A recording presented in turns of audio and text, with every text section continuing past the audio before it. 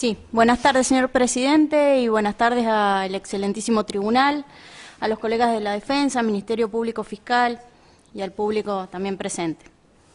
Voy a principiar mi alegato defensivo citando las palabras de Couture. Tu deber es luchar por el derecho, pero el día en que encuentres en conflicto el derecho con la justicia, lucha por la justicia. Esa es ahora mi lucha, la lucha por la justicia. En primer lugar, voy a rechazar en su totalidad la acusación fiscal en relación a las imputaciones efectuadas contra Eduardo Daniel Vic en la causa FMZ 4100-1077/2011, caratulados contra Martel, comprensivos de la causa 1085 del expediente 1077, por homicidio doblemente agravado por alevosía y por mediar concurso premeditado de dos o más personas en perjuicio de Mariana Erice, Daniel Rodolfo Russo y Juan Carlos Cámpora. También por violación de domicilio reiterado, también en 3 ocasiones, en perjuicio de María Magdalena Moreno e Hilda Sánchez de Russo. En la causa 1090 del expediente 1077 por el delito de privación ilegítima de la libertad agravada por el modo de comisión y por haber durado más de un mes, en perjuicio de Margarita Rosa Camus, Hilda Díaz, Héctor Cano y Jorge Walter Moroy. Por privación abusiva de la libertad agravada por mediar violencias y amenazas, en perjuicio de Eloy Rodolfo Camus, María Julia Camus, Alicia Rosario Romero de Cano, Elida Páez, Luis Héctor Viltes, Carlos Emilio Viltes, Juan Manuel Viltes y Jorge Alberto Viltes. Por abuso deshonesto, previsto por el artículo 127 del Código Penal, redacción según Ley 11.179, en perjuicio de Margarita Rosa Camus y Elida Páez.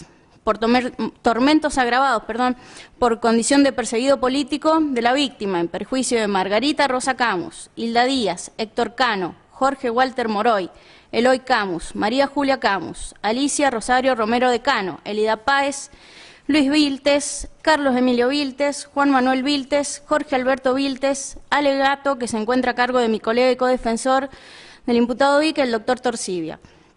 En la causa FMZ 544604/76, caratulados Rodríguez José Hilarión, por el delito de privación abusiva de la libertad agravada por mediar violencias y amenazas por 40 hechos, en perjuicio de José Luis Herrero, Vicente Macitelli, Víctor Hugo García, Daniel Olivencia, Jorge Alberto Bonil, Horacio Bernardo Flores, Gladys Ascensión Sánchez, Carlos Correa, Jorge Olivares, Miguel Ibarbe, Florentino Arias, José Escadín, Luis María Blardone, Marcelo Rodríguez, Lidia Neptalio Tarola, María Cristina Otarola, Carlos Ramón Andrada, Roque Moyano Herrera, Juan Bautista Martínez, Víctor Hugo García, padre, Horacio Bernardo Flores, padre, María Cristina Recabarren, Susana Beatriz Putelli, Mirta Rosa Macitelli, Pablo Miguel Macitelli, Laura Andrea Macitelli, Susana Manzanares, Clara Narváez, Julio Olivares, Hipólito Galeotti, Emilia Ibarbe, María Antonia Ibarbe, María Ercilia Ormeño, Alicia Arias, Ezequiel Arias, Vicente Blardone, Palmiro Grisotto, Teresa Montiveros, Jova Montiveros, Eufemia Montiveros. Por el delito también de homicidio doblemente agravado por alevosía y mediar concurso premeditado en perjuicio de José Luis Herrero. Por el delito de homicidio doblemente agravado por alevosía y mediar concurso premeditado de dos o más personas en perjuicio de Vicente Macitelli, Víctor García, Daniel Olivencia, Jorge Bonil, Horacio Flores, Gladys Sánchez, Carlos Correa, José Luis Olivares, Miguel Ibarbe, Florentino Arias, José Rolando Escadín, Luis María Blardone, Marcelo Rodríguez, Lidia Neptalio Tarola, María Cristina Otarola, Carlos Andrada, Roque Moyano Herrera, Juan Bautista Martínez. También voy a rechazar la imputación por tormentos agravados por la condición de perseguidos políticos por 2 hechos en perjuicio de Víctor Hugo García, padre, y Horacio Bernardo Flores, padre. Violación de domicilio por un hecho en perjuicio de Nelly Fernández y el delito de asociación ilícita. Y consecuentemente voy a instar la absolución de mi asistido Eduardo Vic en el debate de referencia, solicitando además que se declare la prescripción de la acción penal en relación a los hechos que se debaten, el rechazo de la acusación por aplicación de la teoría roxiniana de la autoría mediata en las organizaciones de poder, la nulidad del alegato y acusación del Ministerio Público Fiscal y el pedido para que se declare la inconstitucionalidad de la pena de prisión perpetua solicitada por el señor representante del Ministerio Público Fiscal. A su vez, voy a solicitar a este excelentísimo tribunal que rechacen las imputaciones practicadas contra Eduardo Vic por el Ministerio Fiscal en cuanto a los supuestos delitos de abuso deshonesto en perjuicio de Margarita Camus y Elida Páez. En igual sentido, voy a adherir a los planteos defensivos de los colegas que me antecedieron en la palabra, remitiendo en honor a la brevedad a los argumentos vertidos por el doctor Esteban Chervín, a cargo de la defensa oficial, doctores Rolando Lozano, Pirrello, Franco Montes y Marcelo Fernández Valdés. Este será el camino que he de recorrer en cuanto a mi defensa. Asimismo, hago expresa reserva de recurrir en casación y de articular las vías recursivas previstas por la Ley 48. Hago presente a vuestras excelencias que mi alegato y consecuente defensa de Vic en modo alguno consistirá en el vago intento de deslindar responsabilidades inculpando a los consortes de causa, sino en el análisis de la prueba colectada a lo largo del debate en autos. En los alegatos que hemos escuchado de parte del Ministerio Público Fiscal se ha relatado una sola parte de la historia argentina y se ha llevado a desvirtuar el contexto histórico en el que ocurrió este enfrentamiento. No deseo, señor presidente y excelentísimo tribunal, entrar en una discusión con el señor fiscal respecto del contexto histórico en el que aducen que se desarrollaron los hechos hoy en debate, especialmente los imputados a mi defendido Vic. Tampoco pretendo agotar la paciencia del excelentísimo tribunal y de los colegas de la querella, Fiscalía y Defensa, que de manera excelente han expuesto su alegato final. Solo he de hacer una simple referencia conceptual respecto del llamado terrorismo de Estado, del que se hiciera mención en esta honorable sala. La expresión terrorismo de Estado es falaz y contradictoria, por lo cual no puede ser usada seriamente, sino con efectos escandalosos, amarillistas, demagogos o propagandísticos. Nada mejor que lo escrito al respecto por la Audiencia Nacional de la Justicia de España, Sala de lo Penal, sección segunda, presidida por el magistrado Fernando García Nicolás, la que en autos número 8/2008, referida a la extradición de María Estela Martínez de Perón, solicitada por 2 jueces argentinos, dice: la expresión terrorismo de Estado no existe, es desafortunada, el Estado no puede subvertirse a sí mismo. Se puede entonces afirmar que la ya excedida frase terrorismo de Estado es un término creado por grupos cómplices al mismo extremismo para disimular y justificar su propio accionar, y a la cual no se le puede tomar seriamente. Yo me limitaré y trataré de ser lo más breve posible a remarcar las contradicciones de las declaraciones testimoniales prestadas en este debate, como así también los graves errores conceptuales sobre la organización y funciones del ejército argentino en la lucha contra la subversión. A la época de los hechos, y conforme surge del legajo personal del ejército, mi asistido era un joven y orgulloso militar de solo 23 años de edad, que había egresado como subteniente en diciembre de 1972, haciendo un juramento irrenunciable a su patria, la de seguir constantemente su bandera y defenderla hasta perder la vida, junto con varios de los que hoy están injustamente privados de su libertad y que hoy nos toca defender. Hoy mi juramento como abogada es respetar y hacer respetar la Constitución Nacional y sus leyes. Entiendo que el derecho ha sido y sigue siendo violado constantemente, no solo por quienes delinquen, sino también en algunos casos por las más altas autoridades. El derecho se viola también intimidando, amenazando, coartando y persiguiendo a los jueces probos, a quienes a veces hasta se denuncia por sus sentencias, en tanto y en cuanto éstas sean contrarias a sus pretensiones, ideologías e intereses. Me es oportuno citar un antiguo adagio, el cual nos previene: quien no se inquieta ante la injusticia ajena será su próxima víctima. En tanto otro nos enseña que si malo es judicializar la política, significativamente peor es politizar la justicia, porque conduce al caciquismo tribal, a la muerte del derecho, al fin de la conquista de las maneras civilizadas que conforman el Estado de Derecho. En este sentido, me es grato decir que el halo de temor ante la parcialidad del tribunal desapareció, atento a la comodidad con la cual se nos permitió actuar en este debate. Nuestra labor, la de los abogados, consiste en la colaboración con la justicia y en la de ser vehículos de transmisión a nuestros clientes de la expresión racional en que se fundan las sentencias de los tribunales. Este servicio no consiente una justicia cartabones. El caso por caso exige mayor atención y dedicación para ingresar y vislumbrar esa intimidad que es la conducta de los seres humanos. Sin ello no hay justicia, sino una caricatura, una fachada grotesca. El Tribunal Internacional de las Naciones Unidas ha determinado que el principio de coherencia en la acusación exige una descripción clara, detallada y precisa de los hechos que se le imputan, de la prueba de cargo y de la vinculación entre los hechos típicos y la concreta participación que en cada uno de ellos se les atribuye a los imputados.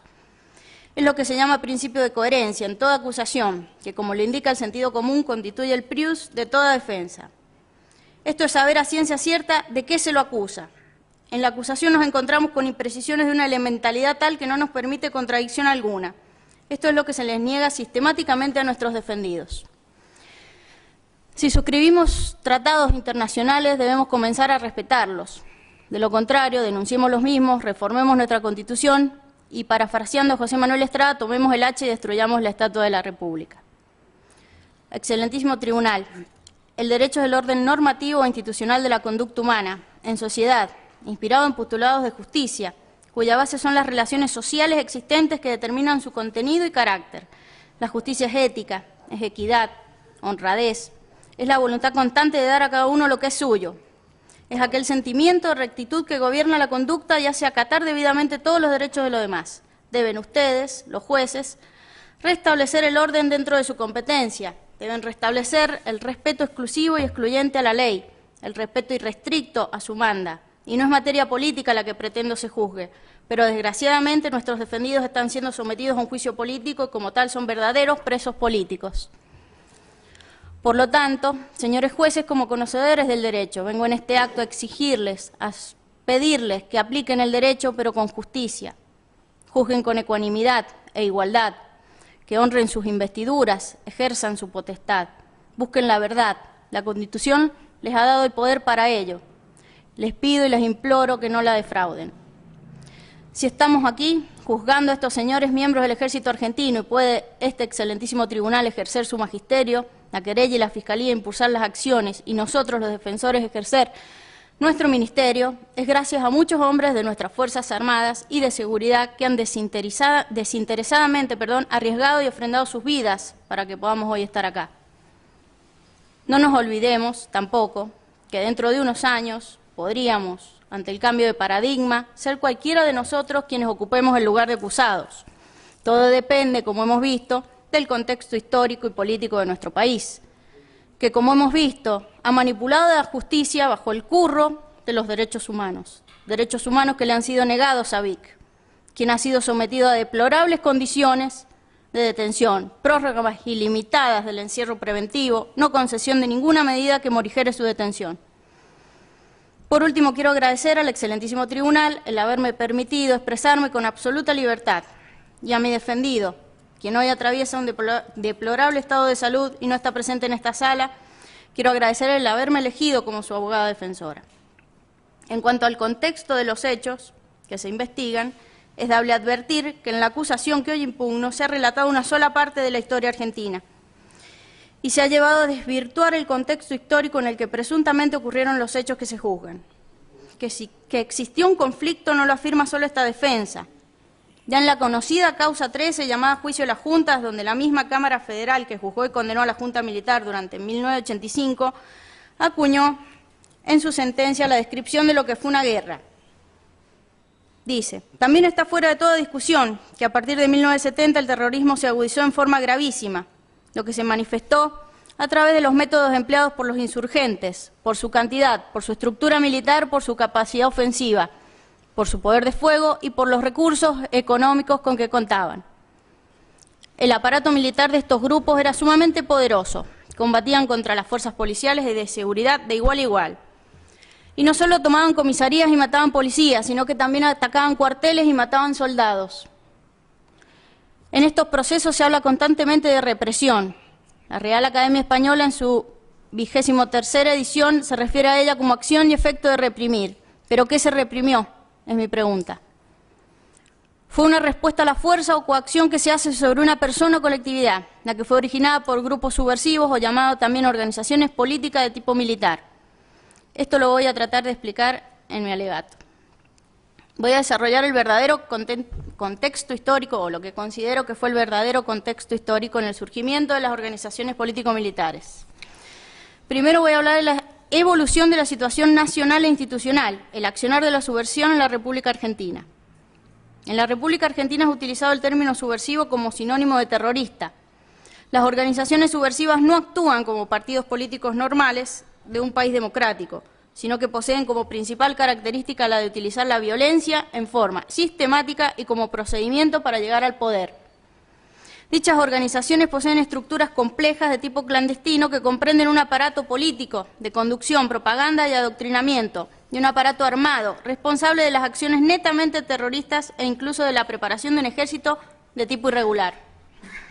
Por lo expresado debe entenderse que en la República Argentina se han utilizado las Fuerzas Armadas y de Seguridad para enfrentar una acción armada por parte de fuerzas que podríamos denominar irregulares y subversivas, que al no lograr alcanzar el poder por medios normales y democráticos, en razón de su falta de representatividad, decidieron hacerlo por la fuerza y al margen de la Constitución y las leyes. Tal determinación está fundamentada en la obtención, no de un objetivo social, sino de un objetivo político, para cuyo logro, según su filosofía, no importaron, como veremos, los medios a utilizar. Así, en 1966, entre el 3 y el 13 de agosto, se realiza en Cuba una reunión denominada Conferencia Tricontinental de La Habana, a la cual concurren delegados de los partidos comunistas y otras agrupaciones más radicalizadas de América y África. La reunión concluye con la conformación de la Organización Latinoamericana de Solidaridad, OLAS, cuyos objetivos principales eran, en primer lugar, propiciar la lucha armada revolucionaria en América Latina, promover una estrategia conjunta de los movimientos revolucionarios y lograr la solidaridad de los pueblos de América, es decir, la defensa de la revolución cubana y los movimientos que se inicien por similitud en los otros países. Como consecuencia de lo expresado, comienzan a estructurarse organizaciones armadas, clandestinas, en varios países de América Latina, incluido el nuestro. En nuestro país se organiza, con la participación de varios grupos radicalizados, un denominado Ejército de Liberación Nacional, con la misión de actuar en el norte apoyando operaciones del Che Guevara en Bolivia, Muerto Este, así como su seguidor, Inti Peredo, y al no tener finalidad la estructura creada, se disuelve dividiéndose en varios grupos que deciden iniciar acciones subversivas dentro del país, con identidad de procedimientos y fines, aunque separados en la acción. Esto es conteste con el relato pormenorizado de diferentes referentes en el documental Será Venganza, entre ellos, por ejemplo, el general Heriberto Ahuel, miembro retirado del ejército incorporado como prueba en este debate, dice, en un pasaje de dicho documental, que se vivían procesos de descomposición política, económica y social, que se vivían verdaderas guerras civiles. La aparición de organizaciones armadas para la ejecución sistemática de actos violentos.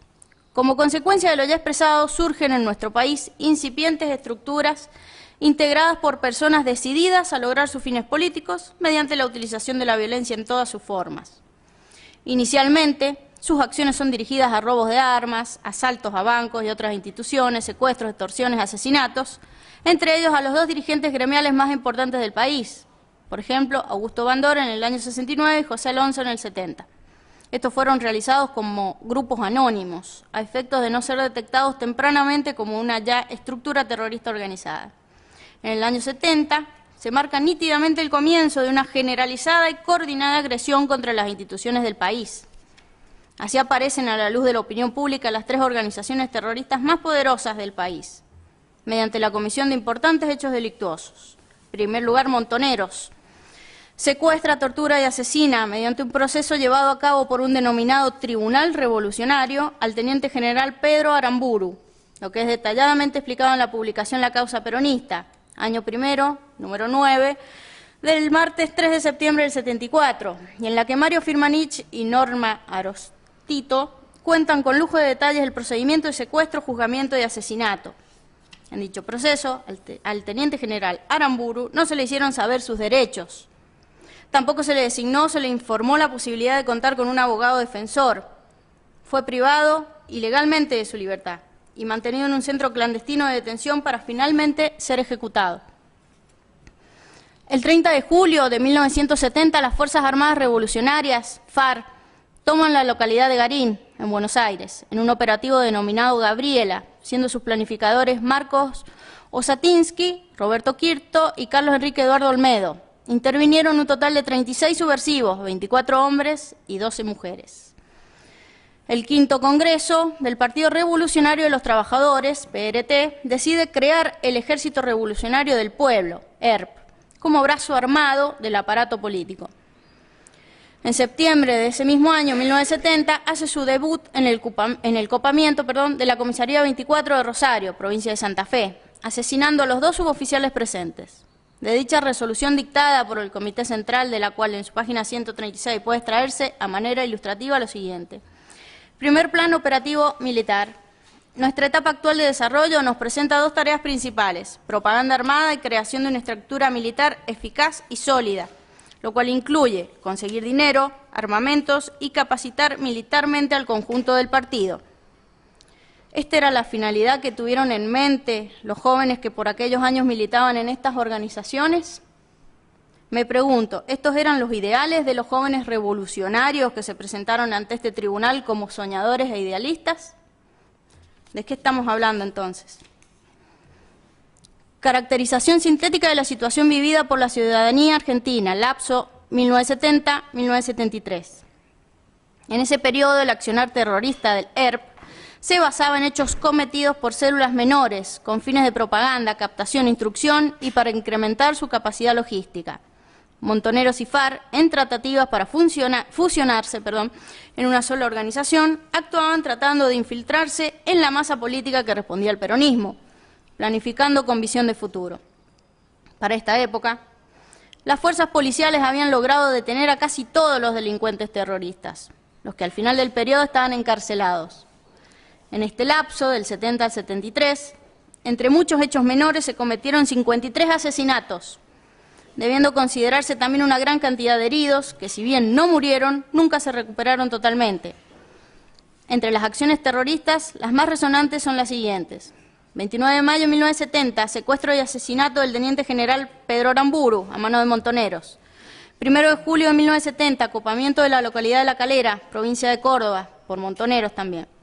29 de abril de 1971, ataque y robo de armas a un camión militar, es asesinado el teniente Azúa.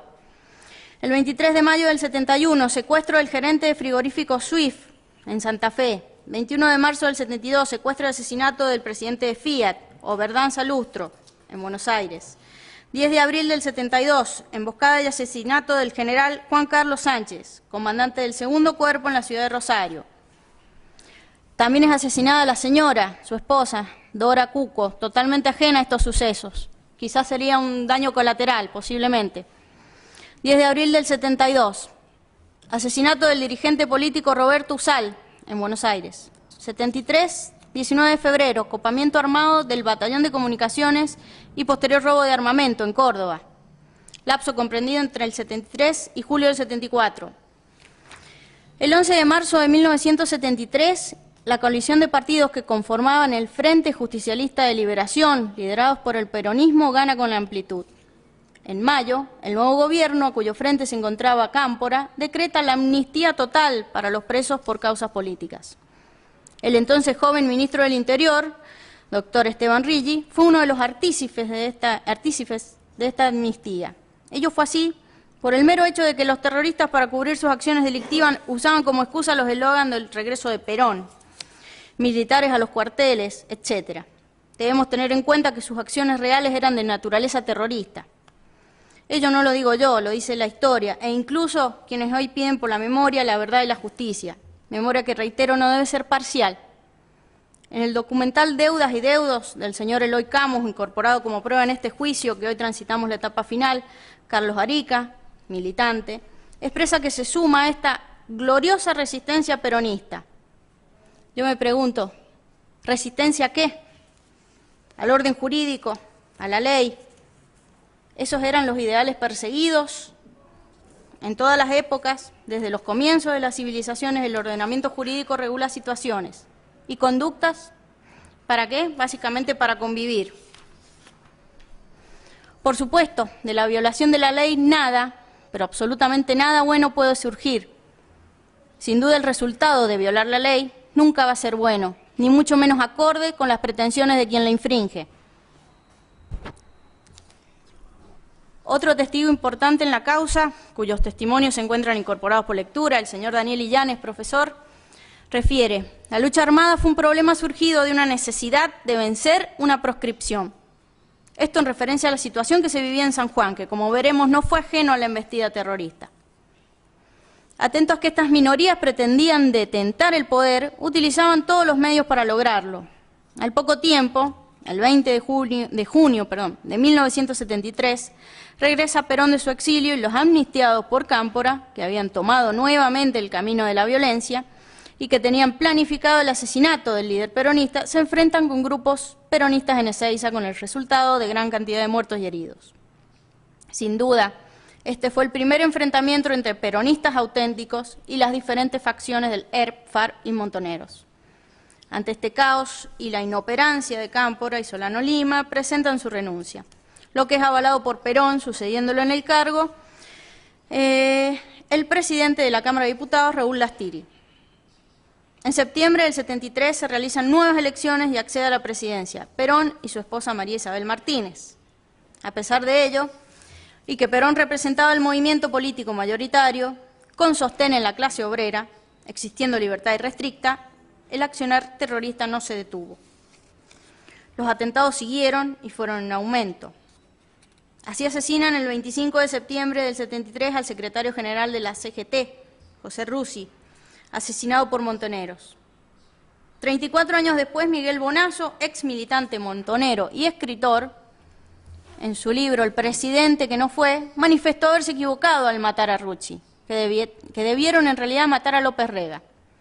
Sí, les estoy hablando del mismo que hoy se embanderan los derechos humanos.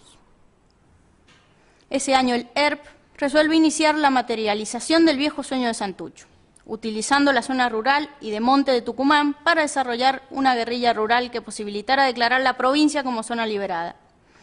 Entre noviembre del 73 y los primeros meses del 74, Perón esbozó una reacción dictando la Ley 20642, de modificación al Código Penal, la que pese a su tibieza se opusieron los congresales vinculados a las organizaciones armadas.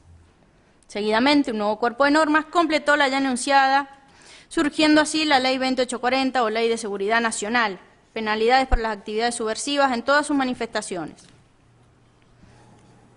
En el acto del 1 de mayo del 74, Perón denunció a la subversión montonera como mercenarios e infiltrados en el movimiento peronista, produciéndose así su retirada del lugar del acto. Luego de ello, la agrupación Montoneros intensifica sus atentados terroristas y entra en clara guerra contra Perón. En octubre del 74, FARC y Montoneros se fusionan en una sola organización, distribuyéndose así los cargos más importantes y tomando como nombre Montoneros por la mayor aceptación que tendría el término. En ese periodo se cometieron 44 asesinatos, produciéndose también gran cantidad de atentados y hechos menores. A continuación algunos voy a detallar. El 9 de abril del 73, intento de copamiento armado al Comando de Sanidad del Ejército en Capital Federal, con el saldo de la muerte del teniente coronel Raúl Ardoy y algunos soldados heridos. A modo de anécdota, es válido recordar que el soldado conscripto Invernizzi, que se encontraba de guardia con su pistola reglamentaria, apunta a la cabeza de otro soldado conscripto y le dice: quédate tranquilo, que no te va a pasar nada, flaco. Dame tu arma. Y no digas palabra porque entonces, 10 minutos después, Invernizzi entregaba al ERP el Comando de Sanidad y sus compañeros. Utilizando la memoria, de la que tanto se habló en este proceso, Hernán Invernizzi llegó a ser funcionario de la Defensoría del Pueblo en el gobierno de la Ciudad de Buenos Aires, área Cultura y Represión. Para ello le valió su curricular de terrorista del ERP. Cumplía con el servicio militar obligatorio en el Comando de Sanidad del Ejército, donde, reclutado por los guerrilleros, ofició de entregador de la unidad a los subversivos. Fue detenido, procesado bajo el Código de Justicia Militar. Otro premiado por atentar contra las instituciones de la nación en tiempos de democracia, como tantos otros premiados en San Juan con importantes cargos en la administración pública. El más emblemático por su crueldad fue el hecho producido el 19 de enero de 1974, con el copamiento armado del Regimiento 10 de Caballería, blindado en azul. Durante el mismo fue asesinado el coronel Camilo Gay, su esposa y un soldado. En el hecho fue secuestrado también el coronel Ibarzábal, que sufrió un largo cautiverio antes de ser asesinado. El ERP asesinó aquella noche al jefe del regimiento, Gay. Para entrar al cuartel asesinaron antes al conscripto González. Ya en la mañana también fue asesinada en presencia de sus hijos Camilo, de 20 años, y Patricia, de 14, la mujer del coronel, Hilda Casaux, quien estaba sentada en el piso con la cabeza de su hija apoyada sobre su falda. Patricia Gay nunca se recuperó de ese cuadro de dolor, suicidándose en 1993. Los guerrilleros secuestraron al jefe del Grupo de Artillería 1, coronel Ibarzábal. Durante los meses siguientes, el ERP intentó negociar la libertad de Ibarzábal, el cual fue obligado a escribir cartas en las que afirmaba que sus captores lo trataban bien. Tras un cautiverio de 10 meses, en noviembre del 74, en San Francisco, una patrulla control de ruta de la Policía Provincial advirtió el paso de 3 vehículos, dos automóviles y una camioneta que llevaba en el techo un armario metálico. En ese armario iba encerrado Ibarzábal. Se produjo un tiroteo, el cual terminó con la detención de la camioneta y quien se encontraba a cargo de la misma extrajo un arma corta, efectuó un disparo al interior del armario, que impactó en pleno rostro a Ibarzábal, ocasionándole una muerte instantánea. El guerrillero arrojó el arma al suelo y se entregó con los brazos en alto sin ofrecer ningún tipo de resistencia. Perón, al día siguiente, el ERP comunicó un parte de guerra en el cual justificaban el asesinato de Ibarzábal. Perón, que había asumido la presidencia apenas 3 meses antes, tomó el episodio como un desafío a su gobierno, un ataque a las Fuerzas Armadas y una afrenta personal. Luego, en 2 mensajes, uno al pueblo y otro a los militares, Perón habló de aniquilar y exterminar uno a uno a los guerrilleros, a quienes calificó de psicópatas. Por primera vez, un presidente constitucional usaba estos términos para definir el combate contra el flagelo guerrillero. Este escenario parece poco creíble en 2018, pero era el habitual en aquellos tormentosos años 70. El objetivo del ERP era robar una gran cantidad de armamentos de la unidad militar. Contaban con información precisa, pero no era exacta la información. Junto a Gorriarán, según relata en sus memorias escritas 3 años antes de su muerte, en el 2006, estaba el soldado que había dado información sobre la unidad de Azul. Había revelado que la guardia del regimiento se trasladaba cada noche al tanque de agua de la unidad, pero en realidad Gay, flamante jefe de esa unidad, había dispuesto un cambio en las guardias móviles, que sorprendieron a los guerrilleros, aun cuando la dotación del cuartel era la mínima. Allí se entabló una batalla que duró 12 horas. Fueron emboscados por los guerrilleros, Gay fue asesinado de un balazo en la cabeza e Ibarzábal secuestrado. En medio de la noche era difícil identificar a los guerrilleros que estratégicamente vestían uniformes verdes de combate y casco como lo del ejército. Se habían pertrechado 2 horas antes del ataque en una quinta cercana. Ese mismo 20 de enero por la noche, enfundado en su uniforme de teniente general, Perón habló al país por cadena nacional, de radio y televisión. Fue un discurso duro, dramático. Primero cargó contra el gobernador Videgain y dijo: no es por casualidad que estas acciones se produzcan en determinadas jurisdicciones. Es indudable que obedecen a una impunidad en la que la desaprehensión e incapacidad lo hacen posible. Después hizo un llamado: el aniquilar cuanto antes este terrorismo criminal. Es una tarea que compete a todos los que anhelamos una patria justa, libre y soberana, lo que nos obliga perentoriamente a movilizarnos en su defensa y empeñarnos decididamente en la lucha a que dé lugar. Fue una apuesta apoyada en el repudio unánime de todos los partidos políticos y sindicatos al salvaje ataque del ERP. 2 días después, en enero, el 22, Perón dirigió una carta a los jefes, oficiales, suboficiales y soldados de la guarnición de Azul. Les habló como soldado experimentado, luego de más de 60 años de vida en la institución, y los felicitó por el heroico y leal comportamiento con que han afrontado el traicionero ataque de la noche del sábado.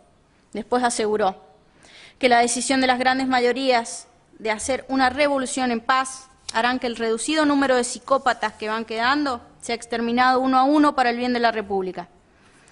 Y terminaba: quiera Dios que el heroico desempeño de todos ustedes nos sirva siempre de ejemplo. Por primera vez, en palabras de Perón, se hablaba de aniquilar. Algo debió intuir Perón en el porvenir cercano, que ya sabía que no iba a vivir. La frase final de su discurso del 20 de enero del 74 suena todavía como una súplica en las nieblas de la memoria. Ha pasado la hora de gritar Perón, ha llegado la hora de defenderlo. Continúa haciendo memoria. En el lapso entre julio del 74 a marzo del 76, en julio del 74 muere Perón, quedando en el poder su esposa. Una gran influencia ejercía sobre ella el entonces ministro López Rega, quien se encontraba enfrentado con grupos sindicalistas de su misma orientación política. Toda esta problemática interna del partido gobernante fue explotada por las organizaciones terroristas, quienes incrementaron su accionar, especialmente en el campo de la acción psicológica y en el militar. En este periodo se concreta al sudoeste de la provincia de Tucumán un foco de guerrilla rural que llega a dominar pequeñas localidades, asesinando a aquellas personas, civiles y militares que habían denunciado su aparición a las autoridades provinciales y nacionales. A raíz de ello, la señora de Perón decreta la intervención del ejército en la zona y se inicia a principios del 75 el operativo Independencia, que demandó el empleo de una brigada de infantería por un lapso aproximado de 2 años.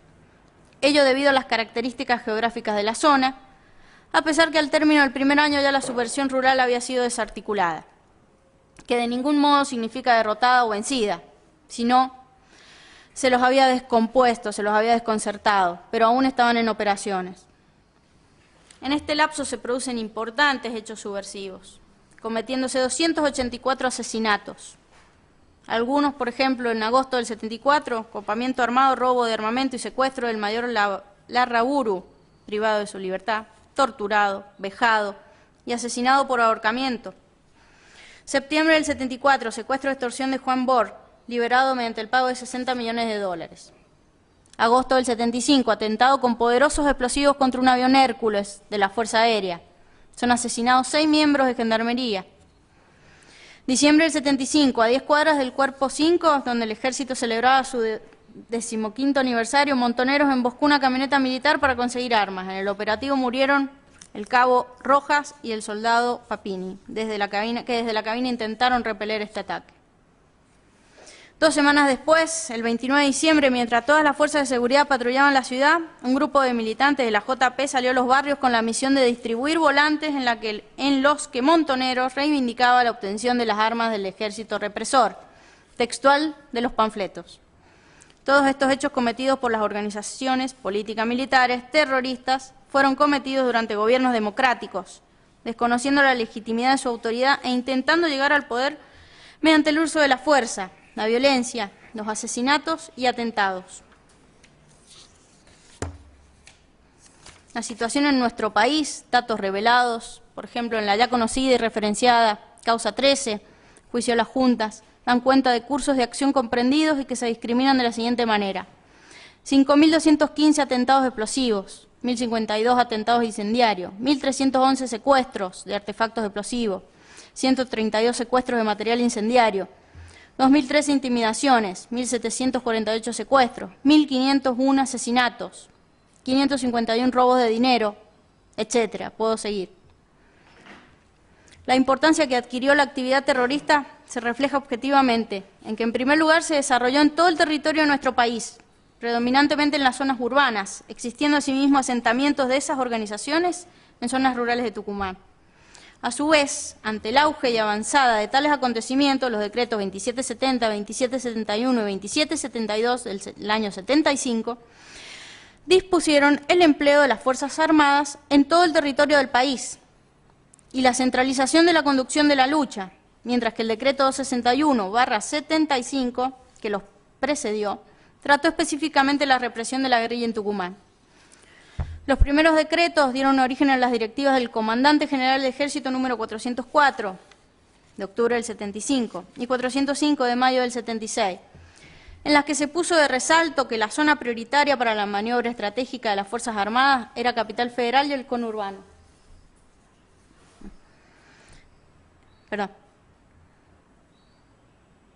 Y el conurbano bonaerense. La Plata, Córdoba, Santa Fe, Rosario, Tucumán, Salta y Jujuy. Por su parte, el decreto citado en último término dio origen a la directiva del Comandante General del Ejército número 333 del año 75, que ubicó territorialmente en la zona del suroeste de San Miguel de Tucumán el asentamiento de aproximadamente 8 campamentos de elementos subversivos y reguló los cursos de acción para enfrentarlos. La publicación El terrorismo como fenómeno internacional, agregada foja 230 del cuaderno de prueba de Viola, agregado en la causa 13/84, estima que el número total de militantes de las organizaciones guerrilleras oscilaba entre 7.000 y 8.000 personas.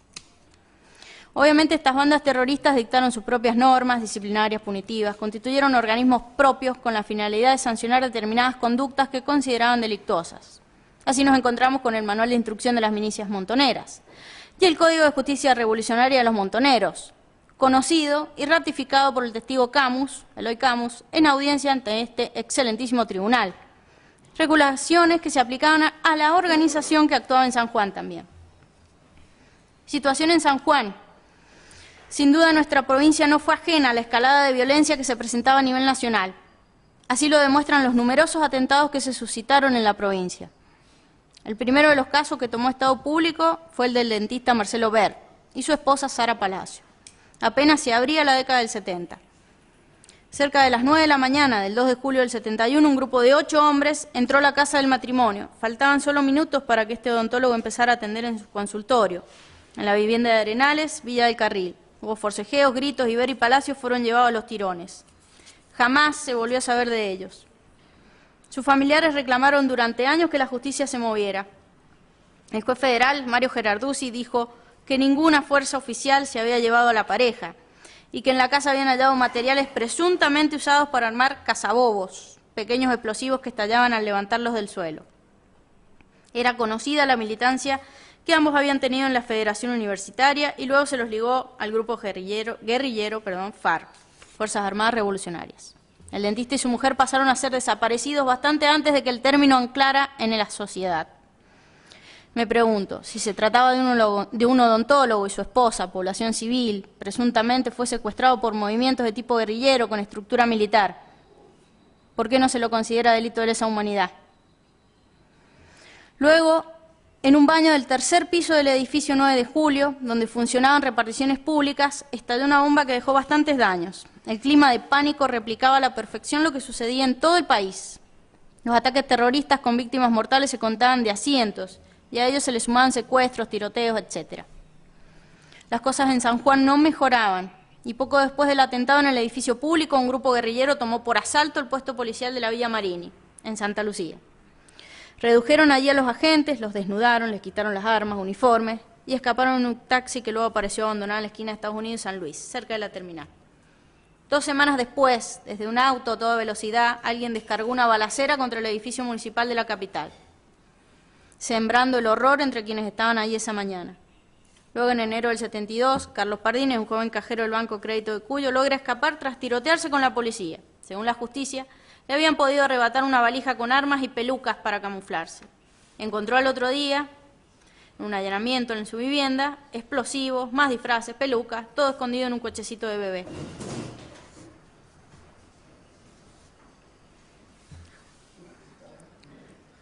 La vuelta de la democracia en 1973 y del peronismo al gobierno no garantizaron para nada la paz social.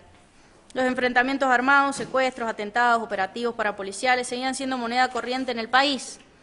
Tras la muerte de Perón, el 1 de julio del 74 asumió la presidencia su mujer, María Estela Martínez de Perón, y con ello la violencia terminó de desbocarse.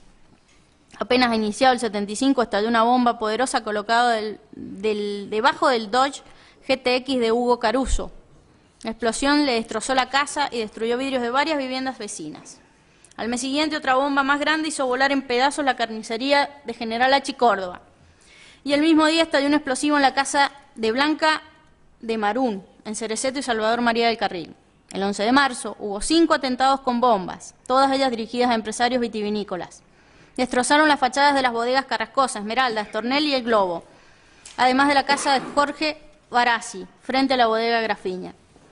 Los días siguientes fueron noticias las explosiones en un predio céntrico de la Policía Federal, en la casa del interventor de la Universidad Nacional de San Juan, quien declaró en este debate, en la vivienda del médico Carlos Inza y varios más. El hecho más sangriento, previo al golpe del 76, fue el asesinato del diputado Pablo Rojas, el 3 de noviembre del 75. Lo acribillaron a balazos en su Ford Falcon. El crimen tenía un trasfondo de mafia sindical y recién en 2016 comenzó a ser investigado como delito de lesa humanidad. Ya en la víspera del 24 de marzo había sido asesinado el comisario Ernesto Pateta, jefe de la Policía Federal de San Juan. Entiendo que el terrorismo es una violación flagrante de los derechos humanos. Voy a decir esto porque la Convención Americana de Derechos Humanos, realizada en San José de Costa Rica en el año 69, allí se manifiesta la preocupación de los estados signatarios por un régimen de libertad personal y justicia social, fundado en el respeto a los derechos esenciales del hombre. El terrorismo es incompatible con el concepto de dignidad humana. Así es que, aparte de los motivos que los terroristas plantean para justificar sus acciones, no puede aceptarse, tolerarse o justificarse el sacrificio de vidas humanas o la amenaza de hacerlo así, en nombre de cuestiones políticas o de cualquier otra índole. Tales acciones no deben ampararse bajo la falsa fachada del idealismo, como bien se intentó hacer en este debate. Tales acciones son criminales y representan en sí una violación definitiva a los derechos humanos. La actividad terrorista desplegada por las diferentes organizaciones que actuaron en nuestro país y en San Juan implicó una violación grave, masiva, sistemática y persistente de los derechos humanos, tal como se encuentran tipificados en el Pacto San José de Costa Rica del 69. Los derechos a la vida, libertad personal e integridad fueron reiteradamente violados por las organizaciones terroristas en la Argentina y en San Juan. En especial, Fuerzas Armadas Peronistas, Fuerzas Armadas de Liberación, Fuerzas Armadas Revolucionarias, ERP, Montoneros, durante el periodo 69-73, y ERP, Montoneros y Partido Comunista, etapa 69-78. Podrían sacarse abundantes conclusiones de este ajustado análisis relativo a los derechos humanos, aunque creo suficiente dejar sentado un hecho evidente que justifica ciertas reflexiones. La República Argentina ha afrontado un estado total de conmoción interna. En dicho conflicto han participado, por una parte, la inmensa mayoría de la población que en ningún momento apoyó a la subversión, determinando que ésta permaneciera aislada. Las fuerzas legales, establecidas por la Constitución y las leyes, cuya composición humana en todos sus niveles trasunta los estratos sociales de la República sin exclusiones. Y por la otra parte, un conjunto de organizaciones subversivas, terroristas, constituidas en asociaciones ilícitas para delinquir, que con fuerte respaldo externo y capacidad económica propia produjeron el estado de conmoción interna vivido en la República, especialmente desde 1970 al 76. Para lograr su cometido, y dentro de su concepción de que para lograr el fin no importan los medios, crearon una estructura armada, la que pretendieron hacer crecer hasta capacitarlas para lograr el enfrentamiento directo y frontal con las Fuerzas Armadas y de seguridad. El camino elegido fue propagandizar, reclutar, instruir, adoctrinar, organizar, armar, utilizando la acción armada como motor de todo este proceso. Así fue que robaron, asesinaron a civiles e integrantes de las fuerzas legales, secuestraron, amenazaron y destrozaron bienes, sembrando el miedo y el terror en las familias argentinas. Aquellos que comprendieron su error solo pudieron desertar de tales estructuras, desapareciendo del país y de sus círculos habituales de amistades, pues de lo contrario, la organización lo juzgaba revolucionariamente, asesinándolo como ejemplo para el resto de sus integrantes. Un claro antecedente en San Juan surge de la causa Gilbert, donde a causa del procedimiento en la Rinconada, Montoneros inició el juicio sumario por delatora. Esto no lo digo yo solamente, no es un simple argumento defensivo y delirante, sino que surge del Código de Justicia Revolucionaria de los Montoneros, que data del 75, y que, entre otros dispositivos, utilizaban el fusilamiento como herramienta dentro de la organización ante la traición, la deserción, la delación, la insubordinación, etcétera, de algunos de sus miembros, conforme reza el artículo 21 del Código precitado, el cual obviamente era ampliamente conocido y aplicado por los militantes, como bien lo expresó el testigo Camus al prestar declaración en este juicio el 26 de febrero de 2018. Ante esta situación, ante este nuevo tipo de agresión, no comprendida aún cabalmente, las fuerzas de seguridad primero y las Fuerzas Armadas, cuando fueron superadas las anteriores, tuvieron que proceder para defender a la estructura social, que se veía vulnerada por aquellos que se automarginaron, no solo de las leyes, sino de las más elementales normas de convivencia humana. El cubano-argentino Jorge Massetti, ex colaborador del Departamento de América de Fidel Castro, repasa con franqueza los años en que trabajó al servicio de los aparatos de seguridad cubanos, cumpliendo arriesgadas misiones. Dice: con empeño aprendimos a fabricar explosivos, también tiro de infantería, defensa y técnicas de atentados. En nombre del pueblo, entre comillas, y sin pedirle permiso, comenzamos la guerra para su liberación, mal aderezados con algunas nociones de marxismo-leninismo, el quehacer de Lenin y la historia me absolverá de Castro, bajo el brazo, y por supuesto con pistola en la sobaquera, comenzamos nuestra guerra. Los muertos fueron por miles. Ante la duda, mátalo, pregonizaba el Che. Los compañeros que planteaban dudas eran catalogados de inmediato como pusilánimes pequeños burgueses, objetivamente aliados al enemigo. Los disparos en la nuca muchas veces solucionaron de manera tajante las discusiones políticas. Esto concita en la nota Jorge Massetti, periódico El Verá, San Juan, Puerto Rico, del viernes 13 de abril de 2012. titulada Por suerte no ganamos. Ahora voy a pasar al tratamiento de la nulidad de la acusación. Continuando con mi exposición defensiva, voy a solicitar a vuestras excelencias que se declare la nulidad de la acusación, esgrimida por el representante del Ministerio Público Fiscal y la consecuente absolución de Eduardo Daniel Vic. Conforme lo puntualicé al comenzar mi alegato, voy a solicitar que se declare la nulidad de la acusación del Ministerio Público, consignada tanto en el requerimiento de elevación a juicio como en el alegato del señor fiscal, por ser además una mera transcripción de la anterior. Ello en virtud de violentar el principio de legalidad y congruencia, además de las garantías consagradas en los artículos 16 y 18 de nuestra Constitución Nacional, principios de inocencia e indubio pro reo. Tenga presente este excelentísimo tribunal que la acusación del señor fiscal acarrea una absoluta falta de precisión, como hemos venido diciendo de manera coincidente todos los colegas, en cuanto a cuál habría sido concretamente la participación de mi asistido Vic en la comisión de los gravísimos delitos imputados. Es decir, no se ha especificado cuál fue el aporte que efectuó para la configuración de los delitos, ni de qué forma cabe imputársele objetivo y subjetivamente las conductas endilgadas. Para determinar el grado de participación del imputado, se acude a una teoría destinada para trabajar en el nivel de la autoría de un autor extranjero, aplicadas también a circunstancias foráneas, que no viene al caso tratarlo aquí, y que fue para captar adecuadamente los supuestos hechos masivos de represión y exterminio de nazis. Se introduce en la causa un panorama, además, sombríamente kafkiano, ciertamente confuso, contradictorio e inadmisible. Esto demuestra una vez más claramente la imposibilidad que tiene mi defendido de resistir la acusación. Como lo sostuvieron expositivamente y de manera excelente mis colegas de la defensa, no se puede resistir una acusación que no puede explicarse en sí misma. La misma situación se advierte en otros aspectos de este debate, pero en este caso la situación es más grave aún que la que se viene relatando, pues implica lo que voy a señalar, una verdadera imposibilidad de ejercicio de la defensa, por cuanto de la prueba colectada no se desprende imputación concreta alguna contra Eduardo Vic. Destaco a vuestras excelencias que no es suficiente la mera imputación, tiene que tratarse de una imputación, dice la ley, no lo dice esta defensa, clara, precisa y circunstanciada. En nombre de mi asistido, exijo que el Ministerio Público Fiscal exprese aquí cuál es el elemento de prueba que incrimina a Vic en los hechos que se juzgan en esta causa.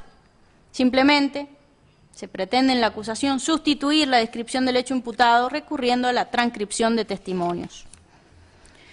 Incluso, habiendo estudiado detenidamente la acusación del fiscal, yendo hacia adelante, hacia atrás en el texto, tratando de encontrarle algún justificativo, quizá esta defensa no leyó bien algo, que me diera la pauta de por qué Vic hoy está acusado de horrendos delitos y no están aquí quienes quizás sí deberían estar sentados a mi derecha. Nada encontré que me hiciera sospechar siquiera que Vic pudo cometer alguno de estos delitos. Puede verse la incoherencia incluso de la acusación, que en algunas causas ni siquiera el señor fiscal ha hecho mención de Vic, y sin embargo luego al final del desarrollo del caso se limita a imputarlo. Espero se responda este interrogante. ¿Qué es lo que autoriza la acusación en contra de mi asistido? Esta no es una cuestión menor, ni es una cuestión que corresponda analizar en el periodo que transitamos de los alegatos, ya que es una acusación incompleta, imprecisa, inverosímil, y me atrevo a decir totalmente falaz, con atisbos de demagogia. Una imputación como la sostenida por el Ministerio Público Fiscal, con estas características reseñadas en mi alocución anterior, no tienen legitimidad ni validez siquiera para producir la apertura del debate. Sin perjuicio de ello, contrariamente a toda lógica, ha dado pie a que mi pupilo, anciano, enfermo, permanezca detenido más de 3 años y medio, sin acceso a ningún tipo de beneficio o contemplación que morigere su detención, so pretexto, entre otras cosas, de la gravedad de los delitos que se le imputan, o que, mejor dicho, el señor fiscal imputa. ¿Qué pasaría si mi defendido en este momento o en el acto de su indagatorio hubiese preguntado por qué se le imputan estos hechos? ¿Qué le diría el tribunal? Posiblemente le contestaría, señores, nosotros tampoco sabemos, porque no existe esa prueba. Hay una mera imputación, genérica, absurda, una mera afirmación dogmática, y esto no es suficiente. Es rechazado por la mejor doctrina y la jurisprudencia de nuestros más altos tribunales.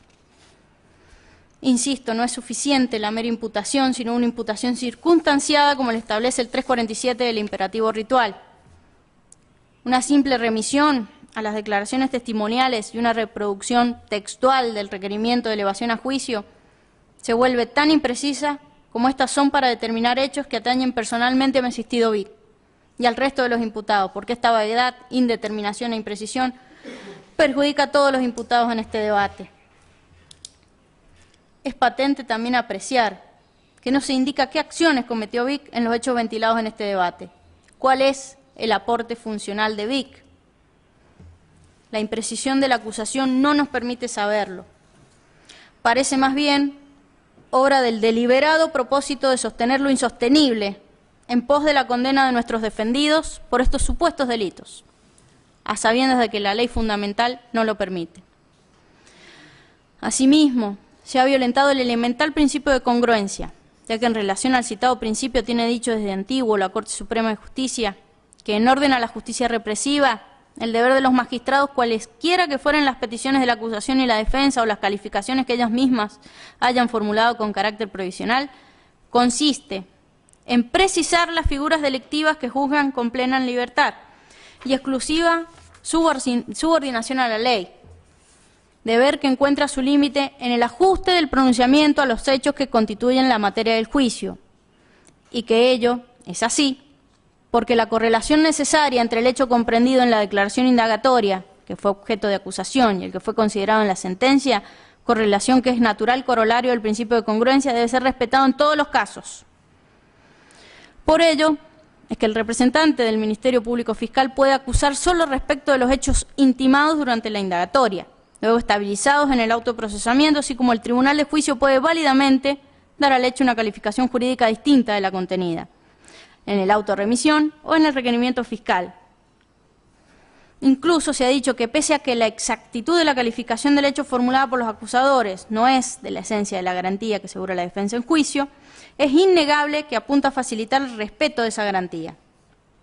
Es que si el tipo penal permite adoptar diferentes posiciones defensivas, incluso contrapuestas entre sí, se debió relacionar sucintamente cuál se consideraba específica, de modo que pudiera individualizarse la defensa a través de cualquiera de ellas.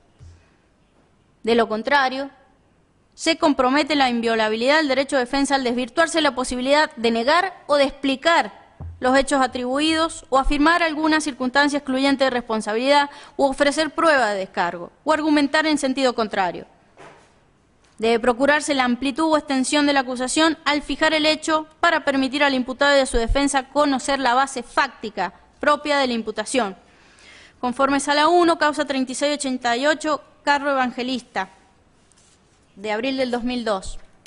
Ello implica la nulidad de la acusación por violentar lo establecido en el 347 del Código Procesal Penal, normas siguientes y concordantes del mismo cuerpo. Reitero, la acusación contiene una inadmisible ambigüedad en estos extremos requeridos bajo sanción de nulidad. Por ello solicito a este excelentísimo tribunal que declare la nulidad de la acusación fiscal, requerimiento y acusación o alegatos por carecer de motivos de fundamentación, ya que los que se exponen son contrarios a la lógica, principios de identidad que regulan el recto razonamiento, por lo que resultan ser a todas luces aparentes y no reales. En ambos planteos de nulidad, el interés del imputado en la declaración incoada surge evidente en no ser acusado y condenado en un juicio por supuestas conductas que no están claras, no están circunstanciadas y específicamente descriptas, además de no contar con motivación suficiente y en la necesidad de conocer efectivamente la calificación legal que se le atribuye a Vic, a fin de contrastarla por obviamente no compartirla. En ningún caso puede sustituirse la descripción del hecho que se imputa. El perjuicio irrogado a Vic radica en que la inobservancia de la norma procesal de no contener la acusación una relación clara, circunstanciada y específica de los hechos, la calificación legal y una motivación suficiente, viola el derecho al debido proceso y fundamentalmente el derecho de defensa, ya que el imputado no puede controvertir la acusación. Este incumplimiento es sancionado con la nulidad. En relación a la calificación legal, Existe una ambigüedad intolerable en la acusación, por lo que no permiten al imputado saber efectivamente cuál es la conducta que pretende el Ministerio Público reprocharle, cuál fue el aporte funcional de Eduardo Vic. Nada de eso tenemos.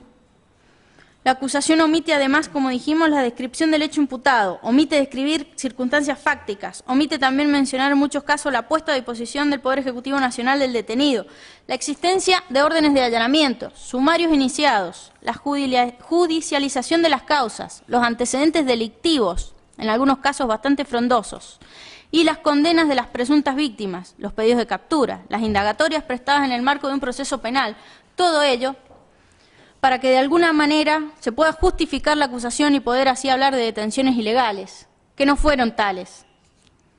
Nunca mejor aplicado el tango de Discépolo. Hoy resulta que es lo mismo ser derecho que traidor. Ignorante, sabio o chorro, generoso o estafador. En este debate, la cuestión de indefensión del imputado adquiere un grado superior, atento a que tiene fundamento en un razonamiento inválido a la luz de la lógica, resultando así absolutamente arbitrario. Para ello, el señor fiscal recurre a rebuscadas teorías que justifican el apartamiento de los principios más fundamentales que rigen el proceso penal.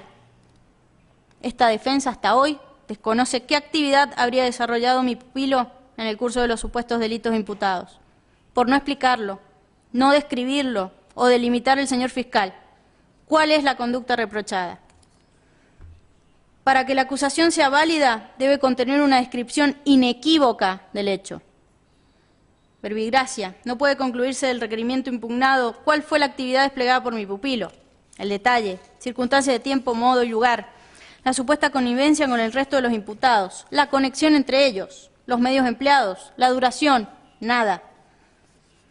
El rol o la conducta delictiva de mi pupilo no se desprende de la acusación cuya anulación pretendo, ya que no permite dilucidar cuál es el reproche que se le realiza a Vic, ni consigna los elementos de la figura delictiva que se le imputan, o de qué manera se habrían configurado los delitos de privación ilegítima de la libertad, agravada, el homicidio doblemente agravado, la privación abusiva de la libertad, los tormentos agravados, mucho menos el abuso deshonesto. Esta calificación genérica con la que se presenta la acusación la hace nula, toda vez que no se trata de una calificación errónea, sino de una calificación que, por ser indefinida, incierta, imprecisa, es a todas luces, además de absurda, inexistente. En tal sentido, la jurisprudencia ha establecido: las conductas reprochadas deben dedicarse individualmente para sustentar cada supuesto fáctico del ilícito, sin que alcance para su motivación una indiscriminada cita genérica.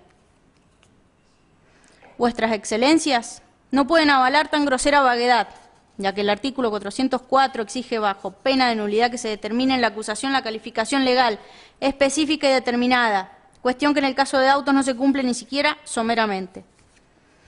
Ello violenta flagrantemente el derecho de defensa de mi asistido, ya que, como bien dijo la Corte Suprema de Justicia de la Nación, el imputado no está obligado a defenderse de todo, sino de aquello de lo que se lo acusa. Autos Marseliese, voto del doctor Fait. El individuo sometido a proceso no está obligado a defenderse de lo que no se lo acusa, y su derecho tiene el resguardo en las leyes procesales que lo colocan en pie de igualdad con el Estado acusador. Por ello, compartiendo además los argumentos expuestos de manera brillante por mi colega de la defensa oficial, el doctor Chervín, a los cuales me remito, solicito se declare la nulidad de la acusación fiscal y se ordene la absolución de mi asistido Eduardo Vic. Ahora voy a exponer mis argumentos en torno a la afirmación de que en auto se ha producido la violación del principio de inocencia. Como este excelentísimo tribunal podrá advertir, además de la desacertada, por qué no decirlo, desorientada y absurda acusación formulada por el señor fiscal, no puedo dejar de mencionar que no se ha arrimado al proceso prueba de cargo alguna en contra de Vic. Solo meras conjeturas, aproximaciones y rebuscadas teorías para lograr una forzada imputación contra Vic y sustentar la imputación erigida en su contra, por supuesto, a quien se ha privado del ejercicio del derecho de defensa, si se tiene en cuenta que no ha podido, debido a su estado de salud, estar presente en el debate. Sin perjuicio de ello, el juicio siguió adelante en su contra, cuando actualmente Vic desconoce de qué se lo acusa. En especial, el señor fiscal afirma que mi pupilo habría participado en un accionar y despliegue delictivo en una supuesta e imaginaria connivencia con los demás imputados en autos, cuando no existe un solo punto de conexión entre ellos, o si se quiere invertir la cuestión, el único punto de esta asociación ilícita es la pertenencia al ejército y otras fuerzas de seguridad de los imputados. Ello, además de la nulidad impetrada, evidentemente implica haber violentado los derechos que surgen del artículo 18 de nuestra Constitución, en especial el estado de inocencia y el principio de indubio pro reo, especialmente al pretender afirmar que mi asistido habría cometido o participado en los supuestos delitos que se le pretenden dilgar, sin describir siquiera el hecho que se imputa.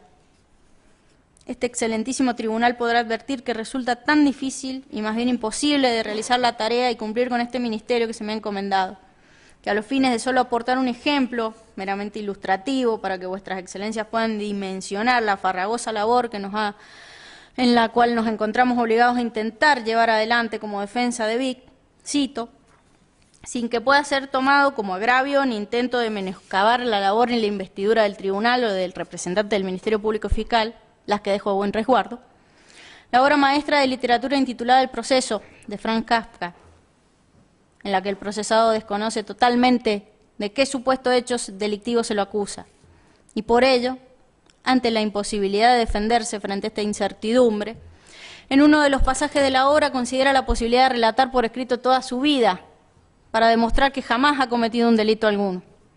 Situación similar a la que atraviesa Vic actualmente, quien ha desplegado una conducta ajustada a derecho en un contexto histórico y social de total convulsión. Sin embargo, el señor fiscal, en una acusación absurda, infundada y arbitraria, tilda a mi pupilo de homicida, represor, abusador, sin prueba alguna que lo avale. Entiendo que los calificativos usados resultan ofensivos y agraviantes para una persona que siempre se manejó con total legalidad y conforme a los reglamentos también que rigen la actividad militar. Esta defensa entiende que no puede el señor fiscal erigir tan gravosa imputación contra Vic, sin fundamento, solo basado en suposiciones, algo así como acuso, con liviandad y ligereza, y que la defensa supla la construcción de los hechos que debió hacer el fiscal. Ello, además, violenta el principio de inocencia e indubio pro reo, consagrado constitucionalmente, además de implicar la inversión de la carga de la prueba en esta causa, donde se parte de la culpabilidad de Vic, pese a lo endeble de la imputación. Adentrándonos en la prueba obrante, téngase presente que cronológicamente los primeros testimonios que se indican a Vic como perteneciente al denominado grupo de tareas o patota, pertenecen a los testigos Camus, y a través de ellos comenzó el tejido de causas donde se menciona a Vic. Destaco que a través de estos testimonios la CONADEP basó sus investigaciones. Tenga presente, como bien lo citó también mi colega, el colega que me antecedió en la palabra, que el testigo Méndez Carrera, abogado representante de la familia Erice, en abril del 2018, ante vuestras excelencias, expresó que su investigación tuvo su sustento en los dos diferentes encuentros e informaciones proporcionadas por el testigo Camus, quien incluso le habría proporcionado nombres de militares. Investigaciones, si es que le cabe tal denominación, que más de 30 años después se desmoronan, como a continuación expondré. El testigo Eloy Camus indica a Vic en la escena de 3 allanamientos, en la casa o en la residencia de la familia Camus. Esto es así porque en las diversas testimoniales del testigo Eloy Camus, el historiador, profesor, director, militante, o como se quiera titular al testigo, reitera hasta el hartazgo que Vic participó de 3 allanamientos en su domicilio. Con total seguridad lo dice. En las fechas mencionadas por Camus, en acta de debate 10, 11 y 12 del debate 1077, primera edición, refiere que Eduardo Vic estuvo presente en 3 allanamientos en su domicilio. En particular lo describe como rubio y alto. Tenemos una foto acá, si se puede exhibir.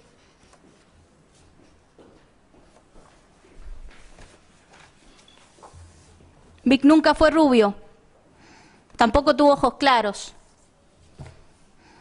Es oportuno recordar también que en el acta de fecha 3 del 12 del 2011, ya está, ante el tribunal, gracias Alfred, el testigo Eloy Camus expresa: el 24 de marzo del 77, viendo un partido de fútbol, sintió fuertes golpes. que entró una jauría de suboficiales y un oficial, que era Vic, que le pidió su documento, que lo pusieron contra la pared y le apuntaron, que lo acostaron en el piso de un colotazo en la espalda, que vio venir a cara descubierta a Jorge Olivera, vestido con zapatos negros, pantalón gris y un blazer azul con botones dorados. Que Olivera acercó un sillón y se puso a su lado y lo interrogó. Que el teniente Vic encuentra el libro del Che Guevara y se lo da a Olivera, quien le decía qué lindo material subversivo que tenía. Que traen una camisa verde ombú y le dijo que era del ejército, que Olivera le dijo que era un desertor, que le envolvieron la cabeza con la camisa verde, lo pateaban muy fuerte. Que Olivera insistía con que era desertor, a pesar de que tenía 17 años, y que tenían su documento. Olivera le decía que lo iban a matar, que debe haber desenfundado su pistola y se la puso en la cabeza. Le dijo que lo iba a matar, que lo golpeaba, que encontraron armas, una escopeta, una pistola calibre 22, que ambas estaban registradas, que después encontraron una sirena que pesaba como 10 kilos y se la tiraron en su espalda, que luego la arrastraban y se la tiraban, que él le explicaba que era la sirena que usaba su abuelo, que el imputado Olivera salió presuroso, que reclamó su documento y Vic negó tenerlo, que Vic firmó un acta también, donde puso que se llevaba la escopeta, la pistola y la sirena, que les habían robado las joyas de su madre, salieron con su padre y siguieron las camionetas. Bueno, y continúa el relato. Más allá de la espectacularidad del relato, el cual lleva la impronta novelesca del autor del libro, Historias de Víctimas de Terrorismo de Estado, incorporado como prueba en autos, que sirvió de guión para el desfile de testigos, el dato aportado carece de veracidad. En base a estos datos irreales, y si se quiere mendaces, se habría erigido la posterior imputación, la cual llevaba la característica repetición maquinal de la supuesta descripción de Vic como rubio y como alto. Ellos se reiteran en innumerables testimonios y de ojos claros. Por ejemplo, Walter Moroy, María Teresa Viltes. Además, el testigo Méndez Carrera, en declaración de 24 de abril del 2018, mencionó que el sustento de sus investigaciones, las cuales datan del año 84 al 86, según refiere el propio testigo, son las entrevistas y datos aportados por el ex integrante montonero devenido en historiador o escritor, quien a su vez refiere que los datos e informaciones, fechas, nombres de militares, descripciones, etc., los obtuvo del soldado Bonil y de la militante montonera Ana María Moral, declaraciones en actas 10, 11 y 12 del debate anterior y en la reedición de autos 1077, de fecha 28 de febrero del 2018. Circunstancia totalmente incomprobable si se tiene en cuenta que ambas personas no podrán jamás corroborar, rectificar o avalar los dichos de Camus, y que tampoco han podido ser examinados por el tribunal, mucho menos por la defensa. Por otro lado, se pretende dar veracidad al relato mencionando que Vic habría suscrito un acta, que, preguntado el testigo Camus a instancia de esta defensa, no supo describir ni mucho menos probar su existencia, simplemente porque no solo que dicha acta no existió, sino que Vic no estuvo en tal lugar el día referenciado por Camus, o sea, el 24 de marzo del 77. En las constancias documentales obrantes, en el legajo personal del Ejército Argentino de mi asistido Vic, surge a Fojas 94, titulado Informe de Calificaciones, año 76-77, apartado C, que tomó licencia ordinaria por 30 días con fecha 1 de marzo, permaneciendo por un mes en Buenos Aires. Esto ha sido omitido por la acusación fiscal, donde simplemente se lo indica como autor de gravísimos delitos. Ello demuestra que la persona que estuvo en los supuestos 3 allanamientos a la familia Camus no es Vic. Incluso la testigo víctima, María Julia Camus, quizás inducida por los adultos de la familia en acta de debate anterior, número 5, de fecha 15 de noviembre de 2011, menciona a Vic y menciona que estuvo en los 3 allanamientos. Ello resulta ser imposible, como se dijo, atento que si la misma persona descripta como rubio, alto y ojos claros, estuvo en los 3 allanamientos, afirmando con certeza, quien a la época de los hechos tenía escasos 7 años, calculando que eran por entonces una niña que cursaba 1er grado, resulta más que claro que dicha persona no es Vic porque simplemente no estuvo en la provincia. Dicha enunciación resultaría ser simplemente la reproducción de lo escuchado decir a sus hermanos, más que una certeza. En este punto debo analizar las 3 situaciones mencionadas por Eloy Camus, Margarita Camus y María Julia Camus. María Julia Camus, como vimos, menciona que Vic estuvo en los 3 allanamientos en su vivienda.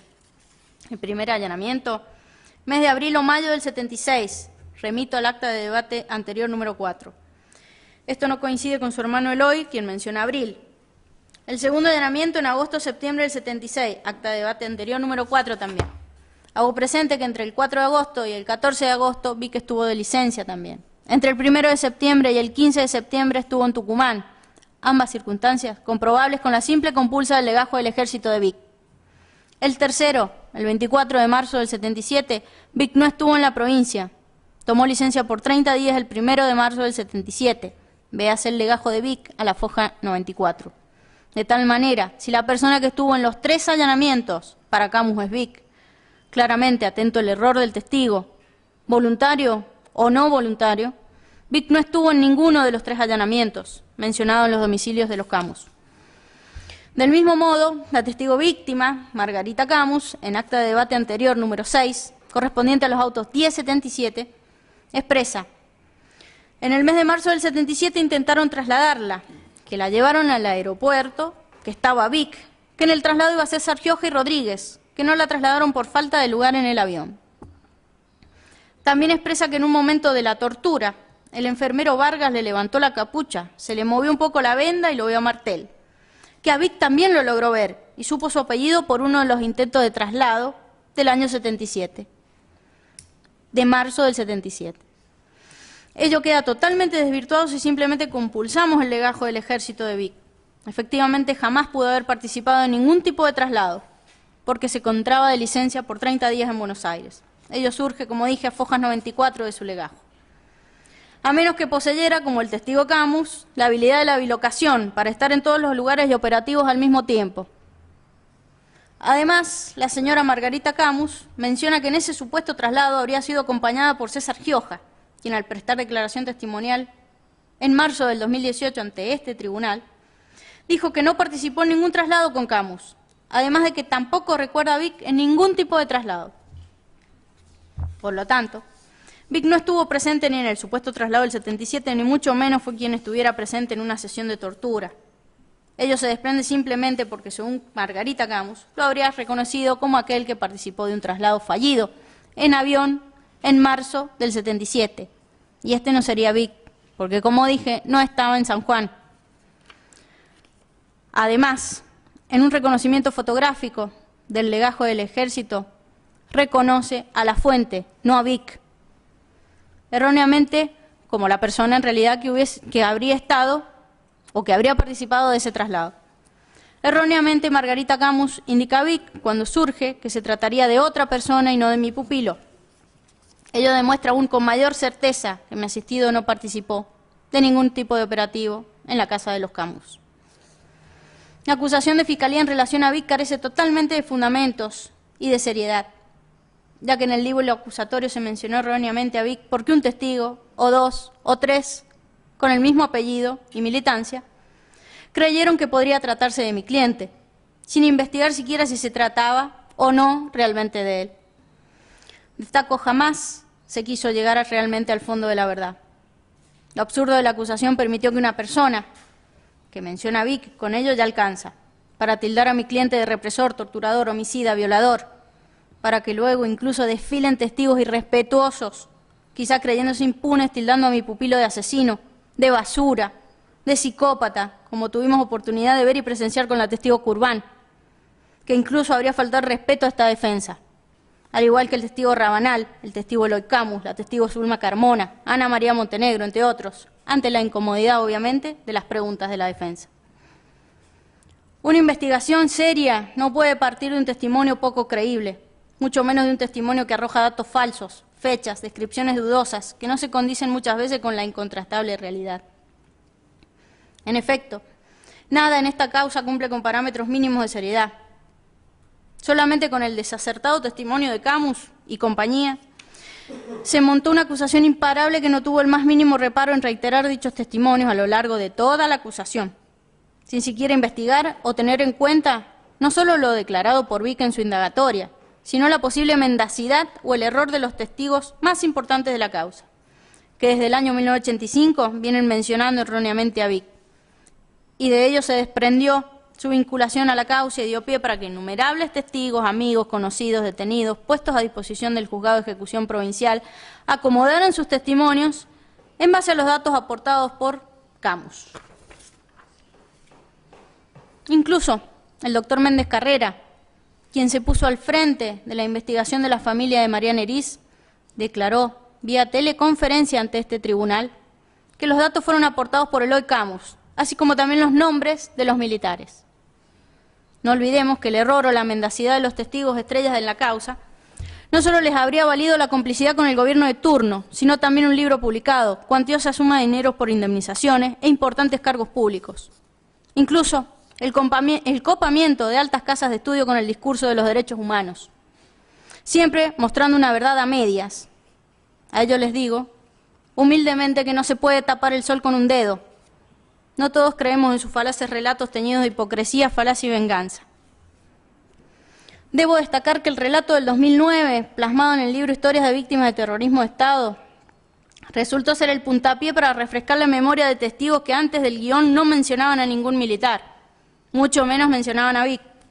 No recordaban nombres, no recordaban fisonomías. Y luego empezaron más de 30 años después a recordar y describir con lujo de detalles, circunstancias y pormenores. Sin duda todo depende a partir de cuál libro utilizamos para estudiar nuestra historia. Sin duda alguna, la Revolución de Mayo no será la misma según que la estudiemos por la matriz liberal de Mitre o por Cheramonte. En este contexto, la historia del San Juan del 76 tampoco será la misma si la estudiamos por este libro o despojados de todo tinte político, que por cierto, como dice Saramago, solo sería publicado cuando hubiera determinación política para ello. Y depende de cómo se procesará la lectura del libro según la voluntad política adaptada por la corriente que finalmente decidirá sobre la publicación. Aún más, para continuar corriendo el velo de la falacia, el error en que se incurrió al sindicar a Vic se encuentra incluso inserto en este libro, Historias de Víctimas de Terrorismo de Estado, de Eloy Camus, donde al tratar el caso Blardone en la página 127 se menciona que, textual del libro, entre los secuestradores había un rubio alto, la misma descripción del hombre que buscaba Erice. La descripción coincidía totalmente con la figura del teniente Vic. A la fecha de la presunta desaparición de Blardone, esto es el 1 de octubre del 76, Vic, el verdadero, el de la foto que recién les exhibí, no el rubio ojos azules ni el pelirrojo, el de la foto se encontraba cumpliendo funciones en Tucumán, por lo tanto nunca pudo participar de ningún operativo que tuviera como víctima a Blardone. No olvidemos que quizás los verdaderos responsables jamás estén sentados en el banquillo de los acusados. Sin embargo, el guión fue traído ante este escenario con los personajes que de allí se extraen.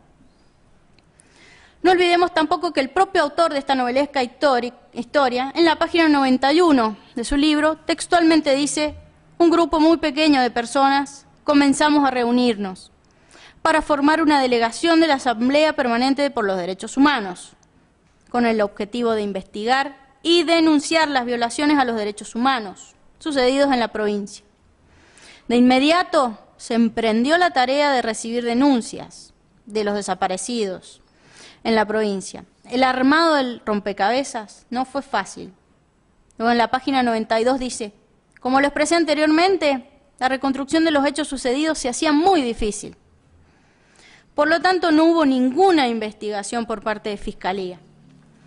De nada sirvieron más de 10 años de proceso judicial, porque como vimos, la supuesta investigación no fue hecha con parámetros serios, sino que provino de una fuente espuria, de un grupito de personajes que trajeron al juez y el fiscal el paquete armado y surgido de esas investigaciones, entre comillas, a las que hace referencia la ópera prima del autor Camus.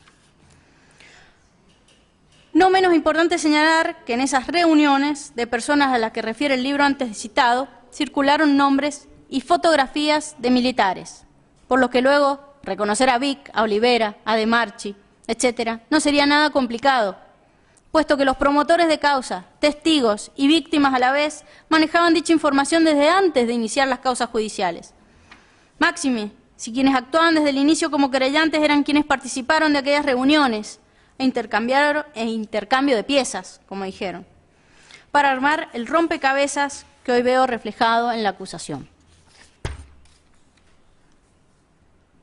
Otro dato por demás importante y que avala la violación del principio de inocencia que vengo expresando y que mi colega codefensor expondrá más íntegramente, además de violentar la defensa en juicio, es el reconocimiento en rueda de personas practicado mi asistido Eduardo Vick en el año 2009,